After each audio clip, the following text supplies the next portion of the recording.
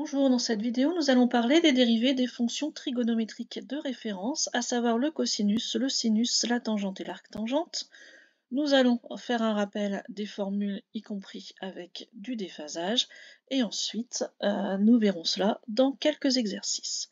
Donc tout d'abord, nous devons connaître habituellement la dérivée du cosinus qui donne moins sinus et la dérivée du sinus qui donne cosinus. Pour la dérivée de tangente, on pourrait revenir à la définition de tangente, c'est sinus sur cosinus, et appliquer notre U sur V au niveau structure, U'V moins UV' sur V carré. Il est quand même plus rapide de connaître par cœur la dérivée qui est 1 sur cos carré. Alors attention ici au niveau de l'ensemble de définitions, j'ai fait un copier-coller malencontreux. Il faut évidemment exclure tous les pi sur 2 plus capi pour éviter ici de diviser par 0. Pour l'arctangente, c'est un peu plus compliqué d'aller retrouver la formule de sa dérivée, donc on va l'apprendre par cœur. C'est du 1 plus 1 sur 1 plus t carré. Et là, on voit qu'il n'y a plus de fonction trigonométrique à l'intérieur. C'est quand même une petite particularité.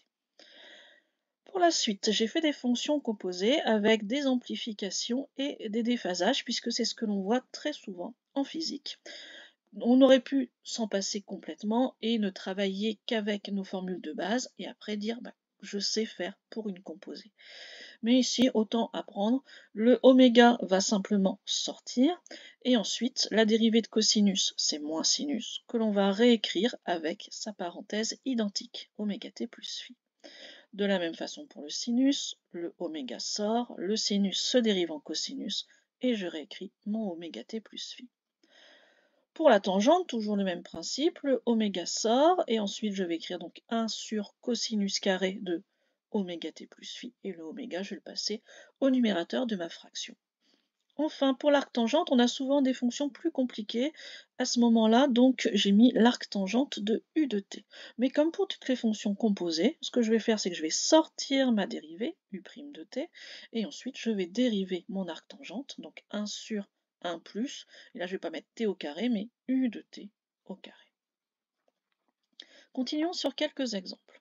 Donc tout d'abord, je vous propose quelques fonctions à dériver. Alors je ne ferai pas les dernières, je fais les premières pour qu'on comprenne bien le principe, et puis après c'est de l'entraînement, mais vous pouvez, pourquoi pas, les faire par vous-même et puis me mettre vos réponses en commentaire, je vous indiquerai si c'est correct ou non.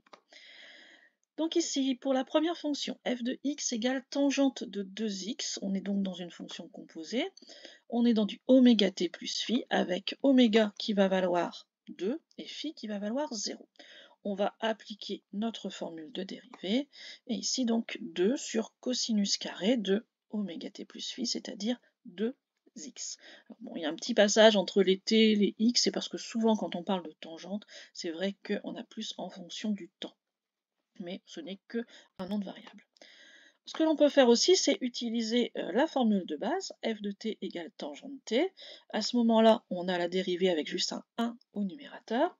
Et comme pour toutes les fonctions composées, comme je vous le disais dans le tableau avec les formules, on va bien dériver notre tangente, on va garder notre parenthèse à l'intérieur, mais on va faire sortir la dérivée de notre parenthèse. Donc ici, ce que ça va donner, c'est que donc, pour f de x égale tangente 2x, je vais dériver la tangente, c'est du 1 sur cos carré. Je réécris la parenthèse à l'identique 2x, mais attention, je la dérive et je multiplie donc par sa dérivée. J'obtiens évidemment la même chose. Deuxième exemple que je vous propose de corriger avec x arctangente de x. À ce moment-là, on est dans une formule de la forme u fois v, donc on va appliquer u'v plus uv'. On va aller identifier. Notre premier facteur u de x est égal à x, notre deuxième, c'est l'arctangente. On dérive, dérivée de x c'est 1, dérivée de l'arctangente c'est 1 sur 1 plus x carré, puis on utilise notre u'v plus uv'. On va donc avoir u'v une fois arctangente plus uv' fois 1 sur 1 plus x carré.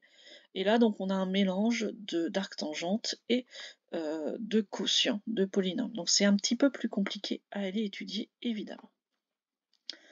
La dernière est aussi une fonction produit, sinus x fois tangente x. On est aussi dans du u fois v. La dérivée de sinus, c'est le cosinus, la dérivée de tangente, c'est 1 sur cos carré. À ce moment-là, quand on va calculer notre dérivée, donc u'V, cosinus fois tangente, plus uv' sinus fois 1 sur cos carré. Mais ici, en fait, on va avoir beaucoup de choses, puisque la tangente c'est du sinus sur cosinus, on va être capable comme ça d'arranger un petit peu notre travail. En effet, en remplaçant la tangente dans notre premier terme par sinus sur cosinus, on voit une simplification de cosinus. Alors évidemment, encore une fois, le x doit être différent de pi sur 2 plus kpi. Quant à la deuxième partie, on va pouvoir écrire sinus sur cosinus en prenant un des deux du cos carré, et ensuite il va rester 1 sur cosinus. Donc au final, on aura ici uniquement le sinus plus la tangente sur le cosinus. À nous de voir un petit peu, en fonction de ce que l'on va en faire, comment on va pouvoir choisir en fait une formulation plutôt qu'une autre.